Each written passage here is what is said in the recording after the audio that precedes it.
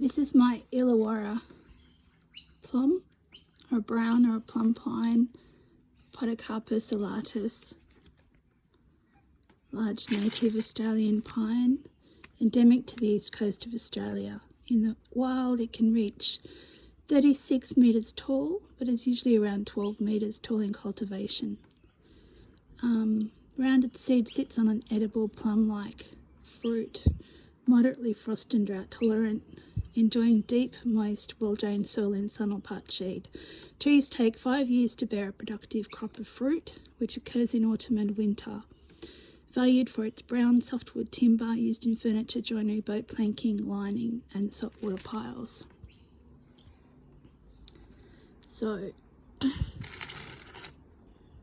I got this at the nursery. As you can see, gave it the chop, and just bent it a bit because it was really tall. So bent it a bit, and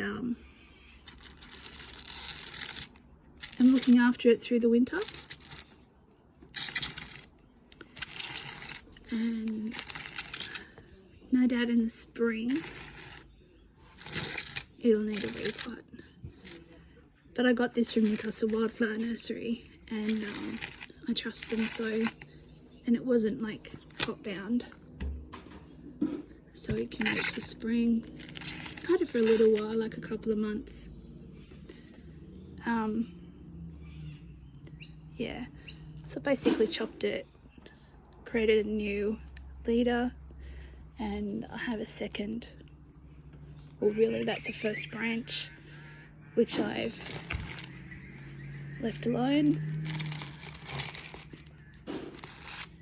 and the aim really will be to just virtually, well at this point just virtually have branches up here, but then who knows.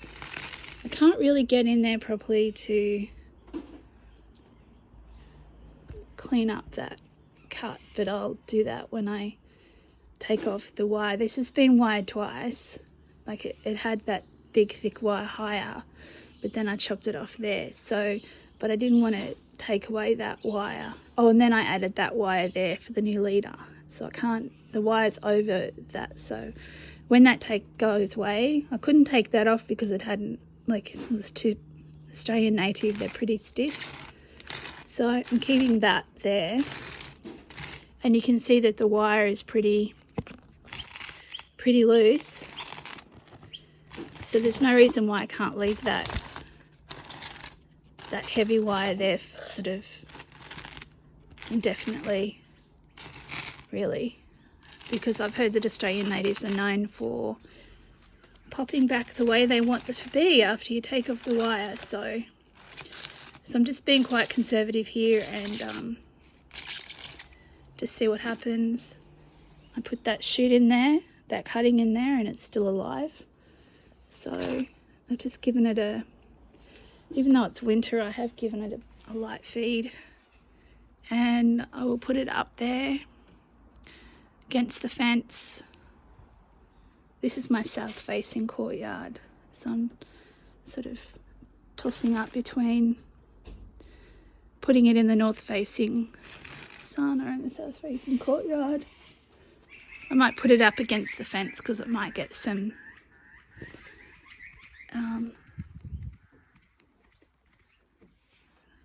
yeah, it'll get more sun at the front actually. I probably should put it out there. This is the second Illawarra plum I've got, so maybe I should go out actually and show you my second Illawarra plum. So this is my second Podocarpus elastica. This was actually a Bunnings rescue about 3 weeks ago. $20 marked down to about $5. Found a bit of moss, stuck it down there. This was like, this would have been at least 2 to 3 meters high, and I bought it because of the amazing trunk, like the base and the trunk. That is just stunning. Small amount of movement. Stunning, stunning, stunning. Love that. Beautiful, beautiful. So I bought it because it was just a joy to look at. Oh, that was cheap. Here you can see what the wood looks like inside. It's just this beautiful, beautiful chestnut colour. So I gave it the chop, and that's all I've done. It's winter here in Australia, so gave it the chop, let the new leader grow, and it's looking pretty ratty, but anyway, it's winter. And this gets as much sun as I can give it in my north facing. That's my north facing garden. So I live in a 2-bedroom unit, and they're my two options. That's my rose. But anyway, they're my two Podocarpus elatus Illawarra plums. And one's older than the other, and I love them. So they just need loving until the spring, and then I'll work out what I want to do in the spring.